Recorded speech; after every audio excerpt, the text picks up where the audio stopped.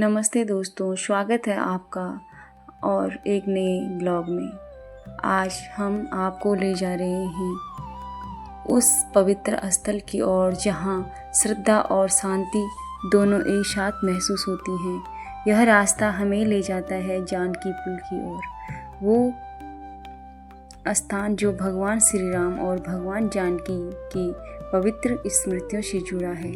यहाँ की हवा में एक अलग सी शांति और भक्ति का भाव घुला हुआ है। यह जो रास्ता है, इस पर चलते हुए हम पहुँचते हैं जानकी पुल तक। रास्ते के दोनों ओर हरियाली है और मानव प्रकृति खुद स्वागत कर रही हो। धीरे धीरे जब सामने पुल दिखाई देता है तो मन अपने आप श्रद्धा की ओर झुक जाता है। यहाँ सिर्फ एक पुल नहीं बल्कि भावनात्मक जोड़ है, भक्त और भगवान के बीच का। कहा जाता है इस स्थान का नाम माता सीता जी के नाम पर पड़ा, जानकी पुल। यह पुल गंगा जी के ऊपर बना है जो ऋषिकेश के प्रमुख स्थानों को आपस में जोड़ता है। कई श्रद्धालु यहाँ आते हैं, कुछ सिर्फ घूमने के लिए तो कुछ माता सीता की भक्ति में लीन होने के लिए। यहाँ खड़े होकर जब आप गंगा जी को देखते हैं तो लगता है जैसे माँ गंगा स्वयं माता जानकी के चरणों को धो रही हो।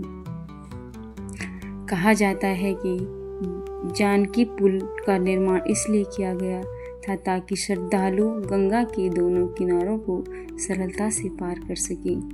कई लोग मानते हैं कि यहाँ यह पुल है वह क्षेत्र पहले साधना और तपस्या का स्थल रहा है।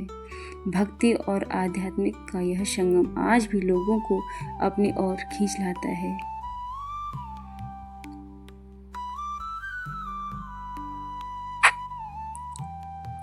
अब हम थोड़ा आगे बढ़ रहे हैं। यहाँ से जो दृश्य दिखता है, गंगा का प्रभाव, पहाड़ों की गोद और आसमान की शांति, वो दिल को छू जाती है। यहाँ खड़े होकर बस एक ही भावना मन में आती है, हे माता जानकी, आपकी भक्ति में मन स्थिर रहे और हमारे जीवन में शांति बनी रहे।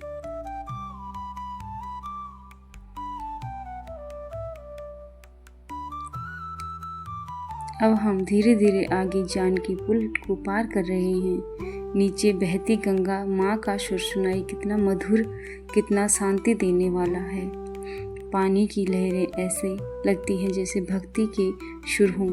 हर लहर माँ जानकी और प्रभु श्री राम के नाम का जप कर रही हूँ। यहाँ खड़े होकर बस एक ही एहसास होता है कि जीवन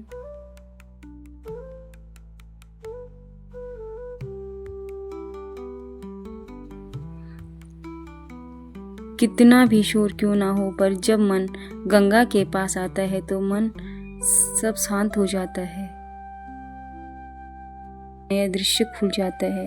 सामने पहाड़ियाँ हैं, हवा में ठंडक है और दूर मंदिरों के घंटियों की आवाज़ सुनाई देती है जो धीरे धीरे चलते हैं। कोई ध्यान में है, कोई गंगा की ओर देख रहे हैं। ऐसा लगता है मानो हर कोई अपने भीतर की यात्रा पर है। यहाँ की मिट्टी में भक्ति की सुगंध है। यहाँ पर हर पेड़ मानो राम नाम में झूलता है। जो भी यहाँ आता है खाली नहीं लौटता है, कुछ न कुछ दिव्यता अपने मन में लेकर ही जाता है। अब हम आ चुके हैं श्री वेद निकेतन धाम की ओर, जो बहुत ही सुंदर एक धाम है। यहाँ अंदर बहुत अच्छी मूर्तियाँ हैं जिन्हें देखकर आपके मन को एक शांति का एहसास होगा। हम यहाँ पर आए थे लेकिन यहाँ अंदर जाने से हमको मना कर दिया क्योंकि यहाँ कुछ प्रोग्राम चल रहा था। वो प्रोग्राम कुछ बाहर के लोग आ रखे थे, उत्तराखंड से बाहर के, लेकिन हमको मना कर दिया कि अंदर नहीं जाना है, अंदर प्रोग्राम चल रहा है। तो हम इस वजह से अंदर का दृश्य आपको नहीं दिखा पाएंगे, तो किसी दूसरे दिन आएंगे तो तभी दिखा पाएंगे।